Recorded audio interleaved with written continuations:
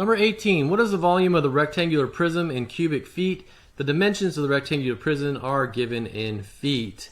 So we got some fractions in here, but don't let that scare you. Let's go ahead and look at our formula. So the formula for volume of a rectangular prism is the length times the width times the height. So what we're going to do is we're just going to plug these numbers in and then see what we're working with. We know our width is 3, so we'll put that in our formula. And then let's look at our height as 8.5. So I'm going to take 8.5. I'm going to change these to decimals. Decimals are a little bit easier to work with. So 8.5 is the same as 8.5. And let's just go ahead, since this is all multiplication and we can do this in any order that we want, let's go ahead and just multiply these together.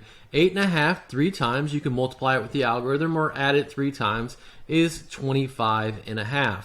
Now, as we know that, now we can go grab the length, which is 5 1/4. 1/4 is like a quarter. A quarter is 25 cents, so 5 25 hundredths times 25.5. Now, if we're having trouble with multiplication of decimals, that might be the case. Let's just do the whole numbers and then we can kind of estimate it.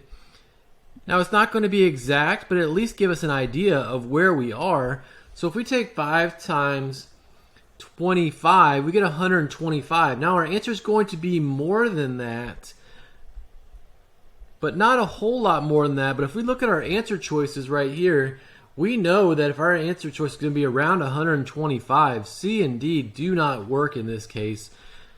They're not even close. And if we multiply that, we said that when we take 5 times 25 is 125, but our answer is actually going to be larger than that. So A is too small. So what is our volume of the rectangular prism in cubic feet? Our answer choice will be B, 133 7/8 feet cubed.